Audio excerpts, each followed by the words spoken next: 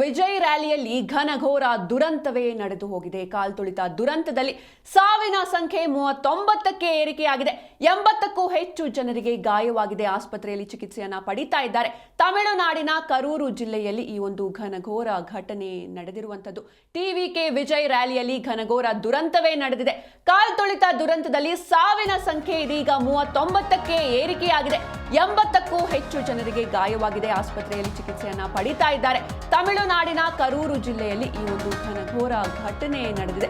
ತಮಿಳಿಗ ವೆಟ್ರಿ ಕಳಗಂ ಪಕ್ಷದ ರ್ಯಾಲಿ ವೇಳೆ ಈ ಒಂದು ದುರ್ಘಟನೆ ನಡೆದಿದೆ. ಗಾಯಾಳುಗಳ ಸಾವಿನ ಸಂಖ್ಯೆ ಹೆಚ್ಚಾಗುವಂತಹ ಎಲ್ಲಾ ಸಾಧ್ಯತೆ ಇರುವಂತದ್ದು.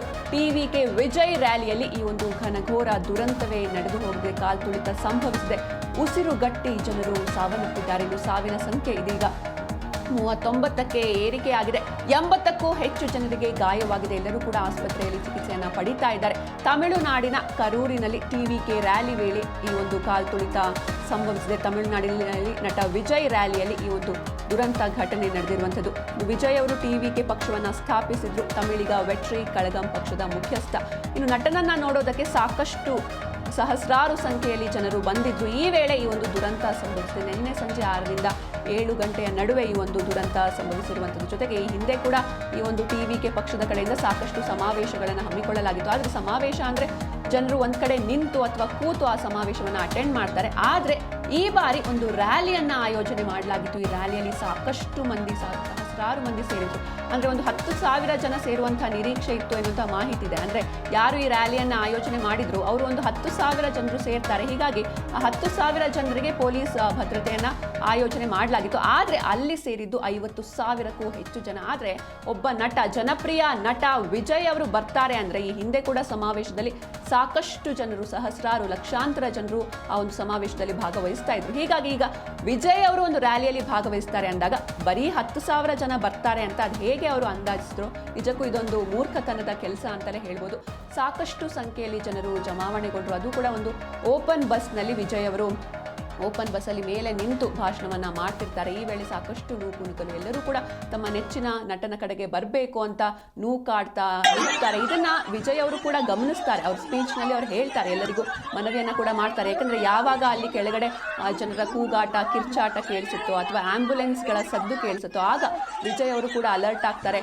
ಆ ಭಾಷಣದ ನಡುವೆ ಕೂಡ ಅವರೊಂದು ಮಾತನ್ನ ಹೇಳ್ತಾರೆ, ಅಂದ್ರೆ ಯಾರು ಕೂಡ ನನ್ನ ಕಡೆಗೆ ನುಗ್ಗಿ ಬರಬೇಡಿ, ಎಲ್ಲರೂ ಮುಂದೆ ಬರಬೇಡಿ, ಹಿಂದೆ ಹಿಂದೆ ಸರಿಯಿರಿ, ಯಾರು ಕೂಡ ನನ್ನ ಕಡೆ ಬರಬೇಡಿ ಅಂತ. ಜೊತೆಗೆ ವಾಟರ್ ಬಾಟಲ್ಗಳನ್ನ ಕೂಡ ಮೇಲ್ಗಡೆಯಿಂದ ಎಸೀತಾರೆ ವಿಜಯ್ ಅವರು. ನೀವು ಕೂಡ ದೃಶ್ಯದಲ್ಲಿ ಗಮನಿಸ್ತಾ ಇರ್ಬೋದು ಅಲ್ಲಿ ನೂಕು ನುಗ್ಗಲು ಎಷ್ಟರ ಮಟ್ಟಿಗೆ ಇತ್ತು ಅಂತ. ಆದ್ರೂ ಕೂಡ ಅವರು ಅಷ್ಟೆಲ್ಲ ಮನವಿಯನ್ನ ಮಾಡಿದ್ರು, ಪರಿಸ್ಥಿತಿ ಹತೋಟಿಗೆ ಬರೋದಿಲ್ಲ. ಆಗಾಗಲೇ ಕೈ ಮೀರಿ ಹೋಗಿತ್ತು, ಕಾಲ ಮಿಂಚಿ ಹೋಗಿತ್ತು, ಘನಘೋರ ದುರಂತಗಳು ನಡೆದು ಹೋಗಿದ್ವು. ಹೀಗಾಗಿ ಅವರು ಮತ್ತೆ ವಾಪಸ್ ಬಸ್ನೊಳಗೆ ತೆರಳುತ್ತಾರೆ. ಇನ್ನು ಈ ಒಂದು ರ್ಯಾಲಿಯಲ್ಲಿ ಕೇವಲ ಪುರುಷರು ಮಾತ್ರವಲ್ಲ, ಸಾಕಷ್ಟು ಜನ ಮಹಿಳೆಯರು ಭಾಗವಹಿಸಿದ್ದು. ಪುಟ್ಟ ಪುಟ್ಟ ಮಕ್ಕಳನ್ನು ಕೂಡ ಈ ಒಂದು ರ್ಯಾಲಿಗೆ ಕರೆದುಕೊಂಡು ಬರಲಾಗಿತ್ತು. 1ನೇ ಕ್ಲಾಸು, 2ನೇ ಕ್ಲಾಸು, 3ನೇ ಕ್ಲಾಸು, ಈ ರೀತಿ. ಅಂದ್ರೆ ಇದು ಪೋಷಕರ ಹುಚ್ಚಾಟ ಅಂತಲೂ ಹೇಳ್ಬೋದು. ಯಾಕಂದ್ರೆ ಆ ಸಣ್ಣ ಮಕ್ಕಳಿಗೆ ಈಗ ನಾವು ವಿಜಯ್ನ ನೋಡ್ಬೇಕು ಅಥವಾ ರಾಜಕೀಯದ ಬಗ್ಗೆ ಭಾಷಣ ಕೇಳಬೇಕು ಅಂತ ಏನ್ ಇಂಟ್ರೆಸ್ಟ್ ಇರುತ್ತೆ? ಸುಮ್ಮನೆ ಆ ಮಕ್ಕಳನ್ನು ಕೂಡ ಕರೆದುಕೊಂಡು ಬಂದು, ಈಗ ಸತ್ತವರಲ್ಲಿ ಸಾಕಷ್ಟು ಮಂದಿ ಮಕ್ಕಳು ಕೂಡ ಇರುವಂಥದ್ದು. ಸಾಕಷ್ಟು ಮಕ್ಕಳು ಕಣ್ಮರೆಯಾಗಿದ್ದಾರೆ, ಕಾಣೆಯಾಗಿದ್ದಾರೆ. ಹೀಗಾಗಿ ಆ ಮಕ್ಕಳನ್ನ ಕರೆದುಕೊಂಡು ಬರುವಂತಹ ನೆಸೆಸಿಟಿ ಆದರೂ ಏನಿತ್ತು ಅನ್ನೋದು ಸದ್ಯದ ಪ್ರಶ್ನೆ. ಜೊತೆಗೆ ಇದಕ್ಕೆ ಒಂದು ಪೂರ್ವ ಸಿದ್ಧತೆ ಇರಲಿಲ್ಲ. ರ್ಯಾಲಿ ನಡೆಸೋದಕ್ಕೆ ಸರಿಯಾದಂತಹ ತಯಾರಿಯನ್ನ ಮಾಡ್ಕೊಂಡಿರಲಿಲ್ಲ. ಯಾಕಂದ್ರೆ ಒಂದು ಜನಪ್ರಿಯ ನಟ, ಕೇವಲ ರಾಜಕಾರಣಿ ಆಗಿದ್ರೆ ಇಷ್ಟೊಂದು ಜನ ಸೇರ್ತಾ ಇರ್ಲಿಲ್ವೇನೋ. ಆದರೆ ರಾಜಕಾರಣಿ ಮಾತ್ರ ಅಲ್ಲ, ಅವರು ಒಬ್ಬ ಜನಪ್ರಿಯ ನಟ. ಅದರಲ್ಲೂ ತಮಿಳ್ನಾಡಲ್ಲಿ ಸ್ವಲ್ಪ ಸಿನಿಮಾ ಕ್ರೇಜ್ಗಳು ಜಾಸ್ತಿ. ಸಿನಿಮಾ, ತಮ್ಮ ನೆಚ್ಚಿನ ನಟರ ಬಗ್ಗೆ ಅವರ ಆ ಒಲವು ಜಾಸ್ತಿ. ಹೀಗಾಗಿ ಎಲ್ಲವೂ ಕೂಡ ತಮಿಳ್ನಾಡಲ್ಲಿ ಸ್ವಲ್ಪ ಎಕ್ಸ್ಟ್ರೀಮ್ ವರ್ತನೆ ಜನರದ್ದು. ಅದರಲ್ಲೂ ಈ ಸಿನಿಮಾ ಸೆಲೆಬ್ರಿಟಿಗಳು ಅಂತ ಬಂದರೆ ಸ್ವಲ್ಪ ಎಕ್ಸ್ಟ್ರೀಮ್ ಆಗಿ ಬಿಹೇವ್ ಮಾಡ್ತಾರೆ. ಹೀಗಾಗಿ ಈ ಹಿಂದೆ ಸಮಾವೇಶದಲ್ಲೂ ಕೂಡ ಸಾಕಷ್ಟು ಮಂದಿ, ವಿಜಯ್ ಅವರ ಸಮಾವೇಶ ಅಂದರೆ ಸಾಕಷ್ಟು ಮಂದಿ, ಸಹಸ್ರಾರು ಸಂಖ್ಯೆಯಲ್ಲಿ ಭಾಗವಹಿಸ್ತಾ ಇದ್ರು. ಸಮಾವೇಶ ಅಂದರೆ ಒಂದು ಕಡೆ ನಿಂತ್ಕೊಂಡು ಅಥವಾ ಒಂದು ಕಡೆ ಕೂತ್ಕೊಂಡು ಮಾಡುವಂಥ ಕಾರ್ಯಕ್ರಮ. ಆದರೆ ಇದು ರ್ಯಾಲಿಯನ್ನು ಮಾಡಬೇಕಾದ್ರೆ ಮುನ್ನೆಚ್ಚರಿಕಾ ಕ್ರಮಗಳ ಬಗ್ಗೆ ಯಾಕೆ ಇವರು ಸಂಬಂಧಪಟ್ಟ ಆಯೋಜಕರು ಯೋಚನೆಯನ್ನ ಮಾಡಲಿಲ್ಲ? ಇಷ್ಟೊಂದು ಜನ ಸೇರ್ತಾರೆ ಅನ್ನುವಂಥ ನಿರೀಕ್ಷೆ ಅವರಿಗೆ ಇರಲಿಲ್ವಾ? ಏಕೆಂದರೆ ಅಲ್ಲಿ ಬಂದಿರೋದು ವಿಜಯ್ ಅವ್ರನ್ನ ನೋಡೋದಕ್ಕೆ ಸಾಕಷ್ಟು ಮಂದಿ ಬರ್ತಾ ಇದ್ರು. ಯಾವಾಗ ಅವರು ಓಪನ್ ಬಸ್ಸಲ್ಲಿ ಮೇಲೆ ನಿಂತು ಭಾಷಣವನ್ನು ಆರಂಭಿಸ್ತಾರೋ ಆಗ ಎಲ್ಲರೂ ಕೂಡ ತಮ್ಮ ನೆಚ್ಚಿನ ನಟನನ್ನ ನೋಡಬೇಕು, ಹತ್ತಿರದಿಂದ ನೋಡಬೇಕು ಅಂತ ಆ ಬಸ್ಸಿನ ಕಡೆಗೆ ಅವರು ನುಗ್ಗಾಡ್ತಾರೆ, ಚದುರಿ ಹೋಗ್ತಾರೆ. ಹೀಗಾಗಿ ಅಲ್ಲಿ ಸಾಕಷ್ಟು ಸಮಸ್ಯೆ ಉಂಟಾಗುತ್ತೆ. ಉಸಿರುಗಟ್ಟಿ ಸಾಕಷ್ಟು ಮಂದಿ ಪ್ರಾಣ ಬಿಟ್ಟಿದ್ದಾರೆ. ಸದ್ಯಕ್ಕೆ ಸಾವಿನ ಸಂಖ್ಯೆ 39ಕ್ಕೆ ಏರಿಕೆ ಆಗಿದೆ. ಇನ್ನು ಸಾವಿನ ಸಂಖ್ಯೆ ಹೆಚ್ಚಾಗುವಂತಹ ಸಾಧ್ಯತೆ ಕೂಡ ಇದೆ. 80ಕ್ಕೂ ಹೆಚ್ಚು ಜನರಿಗೆ ಗಾಯವಾಗಿದೆ. ಆಸ್ಪತ್ರೆಯಲ್ಲಿ ಚಿಕಿತ್ಸೆಯನ್ನು ಕೂಡ ಪಡಿತಾ ಇದ್ದಾರೆ.